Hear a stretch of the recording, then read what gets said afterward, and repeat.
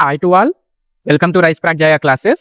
December 15వ తేదీ AP ఆర్సెట్ 2025 కి సంబంధించి రిటర్న్ టెస్ట్ రిజల్ట్స్ అయితే రిలీజ్ అయ్యాయండి. సో 140 మార్క్స్ కి రిటర్న్ టెస్ట్ జరిగింది కదా.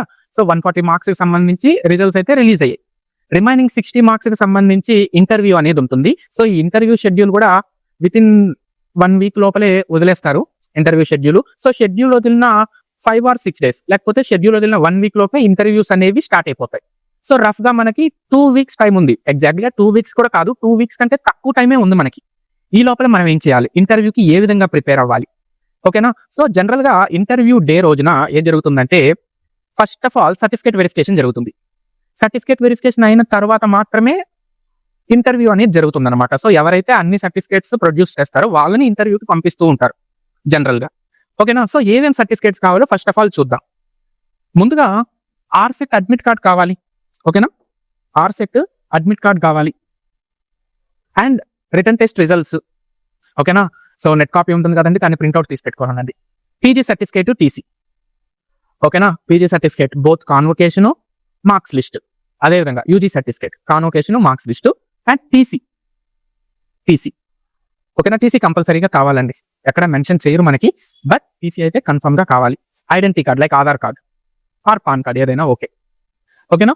Next inter marks list, SSC marks list, ఇవి మ్యాండేటరీ సర్టిఫికేట్స్ ఖచ్చితంగా కావాలి. అండ్ ప్రతి ఒక్కరి దగ్గర ఇవి ఉంటాయి, ఓకేనా. ఇంటర్వ్యూకి అటెండ్ అయ్యే ప్రతి ఒక్కరి దగ్గర ఈ లిస్ట్ అనేది ఉంటుందన్నమాట, ఓకేనా. అందరు తీసుకొని వచ్చేస్తారు ఈ సర్టిఫికేట్స్, ఓకేనా. Next migration certificate, service certificate, ఓకేనా. Migration, service.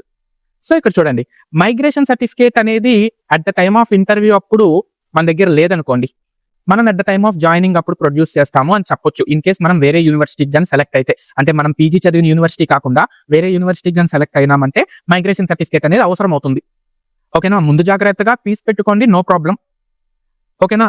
లేదు మీరు జాయిన్ అయ్యేటప్పుడు ప్రొడ్యూస్ చేస్తానన్నా కూడా సర్టిఫికేట్ వెరిఫికేషన్ చేసేటప్పుడు ఎక్స్క్యూజ్ చేస్తారు, ఇబ్బంది ఏం లేదు. మైగ్రేషన్ సర్టిఫికేట్ కి ఇబ్బంది ఏం లేదు, ఓకేనా. సర్వీస్ సర్టిఫికేట్, ఎవరైతే పార్ట్ టైం పిహెచ్డి చేయాలనుకుంటున్నారో వాళ్ళకి సర్వీస్ సర్టిఫికేట్ అనేది కంపల్సరీ.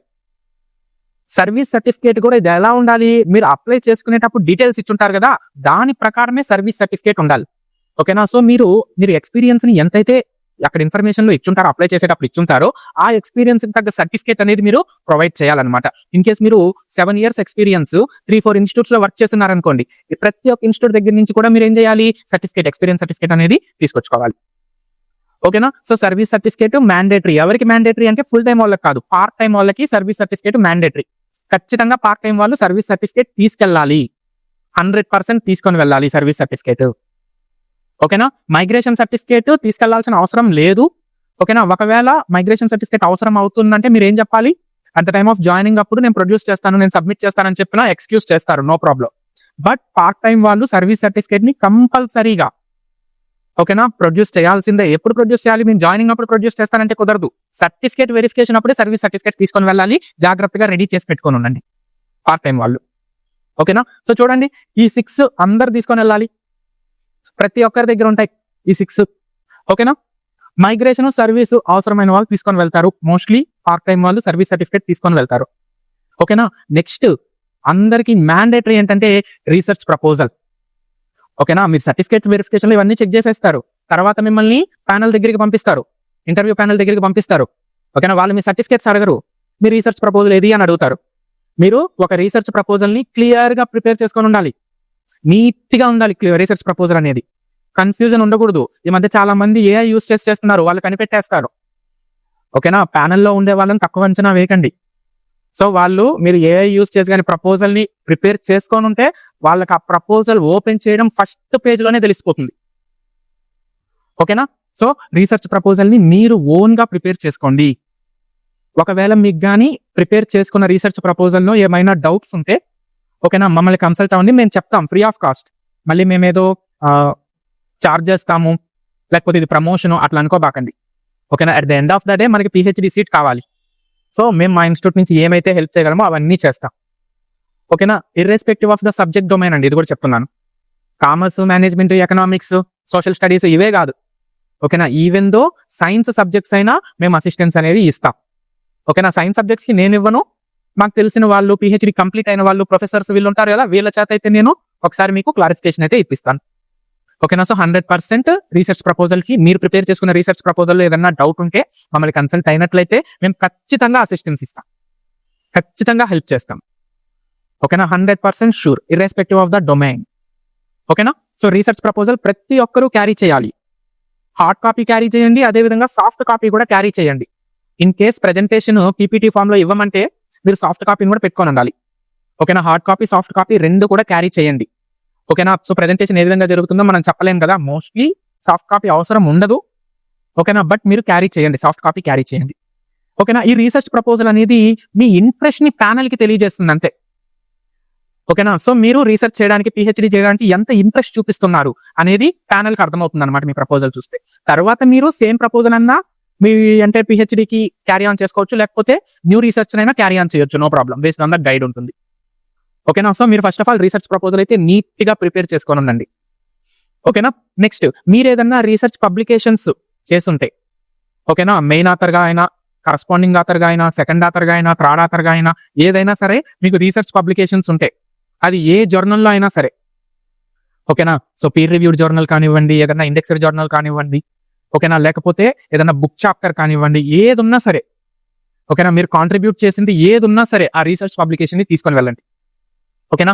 ఈ research publications, participation certifications some additional weightage ని క్యారీ చేస్తాయన్నమాట. అంటే ఇంటర్వ్యూ ప్యానల్ కి మీ ఇంట్రెస్ట్ ని చూపిస్తాయి అనమాట.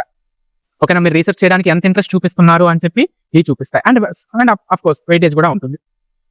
ఓకేనా. సో రీసెర్చ్ పబ్లికేషన్స్ ఏమన్నా ఉంటే మొత్తం ఓన్లీ ఆ సర్టిఫికేట్ కాకుండా మొత్తం పేపర్ ని తీసుకొని వెళ్ళండి. అండ్ పార్టిసిపేషన్ సర్టిఫికేట్స్ ఏమన్నా ఉంటాయి, లైక్ ఏమన్నా సెమినార్స్, ఫ్యాకల్టీ డెవలప్మెంట్ ప్రోగ్రామ్స్, ఓకేనా, ఇటువంటి ఎఫ్డిపిలు కానీ సెమినార్లు కానీ ఏమన్నా మీరు పార్టిసిపేట్ చేస్తుంటే, అండ్ మీరు ఏదన్నా ప్రెజెంటేషన్ ఇచ్చుంటే, ఓకేనా, ఏదన్నా పేపర్ ప్రెజెంటేషన్స్ ఇచ్చుంటే వాటికి సంబంధించిన సర్టిఫికేట్స్ అన్ని కూడా తీసుకొని వెళ్ళండి. ఓకేనా. సో ఇవి రెండు, లైక్ ఈ research publications if any and participation certificates ఎవరి దగ్గర ఉంటే వాళ్ళు తీసుకొని వెళ్ళండి, లేకపోతే వదిలేసేయండి. But most of the cases లో పార్ట్ టైం వాళ్ళు ఎవరైతే ఉన్నారో వాళ్ళు ఇవి తీసుకొని వెళ్తే కొంచెం బెనిఫిట్ గా ఉంటుంది. ఓకేనా. ఎందుకంటే పార్ట్ టైం వాళ్ళకి పిహెచ్డి సీట్ రావడం అనేది కొంచెం కష్టం కంపేర్డ్ టు ఫుల్ టైం. ఓకేనా. సో అందుకని పార్ట్ టైం వాళ్ళు ఇంకొంచెం వాళ్ళు ఎలాగో వర్క్ లో ఉంటారు కాబట్టి, వాళ్ళు ఎలాగో జాబ్ చేస్తూ ఉంటారు కాబట్టి, సో వాళ్ళు కానీ ఇటువంటి సర్టిఫికేషన్స్ ఏమన్నా తీసుకొని పోతే కొంచెం అడిషనల్ వెయిటేజ్, యాడెడ్ అడ్వాంటేజ్ అనేది ఉంటుంది. ఓకేనా. సో ఇది ఏపీఆర్సిటీకి సంబంధించి మీరు సర్టిఫికేట్స్ ఏమేమి రెడీ చేసుకోవాలి, రీసెర్చ్ ప్రపోజల్ ఏ విధంగా ప్రిపేర్ చేసుకోవాలని, అండ్ నేను రీసెర్చ్ ప్రపోజల్ ఎలా ప్రిపేర్ చేయాలని బిఫోర్ గా ఒక వీడియో కూడా చేస్తున్నానండి. దానికి సంబంధించిన లింక్ అనేది డిస్క్రిప్షన్ బాక్స్ లో ఇస్తాను. అండ్ మీకు ఏదైనా డౌట్స్ వస్తే వాట్సాప్ గ్రూప్ లో అడగండి. ఓకేనా. సో గ్రూప్ లింక్ కూడా నేను డిస్క్రిప్షన్ బాక్స్ లో ఇస్తాను. సో దాని ద్వారా మీరు ఆ గ్రూప్ లో జాయిన్ అవ్వండి, వాట్సాప్ గ్రూప్ లో జాయిన్ అవ్వండి. ఎవ్రీడే అప్డేట్స్ అనేవి మీకు తెలుస్తూ ఉంటాయి. అండ్ ఇంకొక చిన్న విషయం అండి, యూజీసీ నెట్ ఎగ్జామ్స్ కూడా త్వరలో జరుగుతూ ఉన్నాయి. ఓకేనా. సో దీనికి సంబంధించి ఇప్పటికే చాలా మంది ప్రిపరేషన్ ని కంప్లీట్ చేసుకుని రివిజన్ ని కూడా స్టార్ట్ చేసేస్తుంటారు. సో నేను మీకు 2 ఫ్రీ మాక్ టెస్ట్స్ అనేవి కండక్ట్ చేస్తూ ఉన్నాను రైస్ ప్రజ్ఞ యాప్ లో. ఓకేనా. సో వాటిల్ని కూడా యూస్ చేసుకోండి. ఓకేనా. మనం పెట్టుకుంటున్న మాక్ టెస్ట్ లో ఎవరైతే 55% to 60% తెచ్చుకుంటారో, ఆ 60% అబో ఎవరైతే తెచ్చుకుంటారో వాళ్ళకి 100% జేఆర్ఎఫ్ వస్తుంది. ఓకేనా. సో ఖచ్చితంగా మీరు జేఆర్ఎఫ్ కొడతారు. మన మాక్ టెస్ట్లు కానీ కంటిన్యూస్ గా రాస్తూ 55 to 60% తెచ్చుకుంటూ ఉన్నారనుకోండి, 100% జేఆర్ఎఫ్ కొడతారు. బట్ ఇక్కడ కన్సిస్టెన్సీ అనేది ఇంపార్టెంట్. ఓకేనా. సో ఇదండి చూడండి ఒకసారి. మీకు ఏదన్నా డౌట్స్ ఉంటే రీసెర్చ్ ప్రపోజల్ గురించి మమ్మల్ని కానీ కన్సల్ట్ అయినట్లయితే మేము నీట్ గా మీ డౌట్స్ అన్ని క్లారిఫై చేసి, మీ రీసెర్చ్ ప్రపోజల్ ఏమన్నా మిస్టేక్స్ ఉంటే వాటిని కూడా రెక్టిఫై చేసి మీకు ఇస్తాం. ఓకేనా.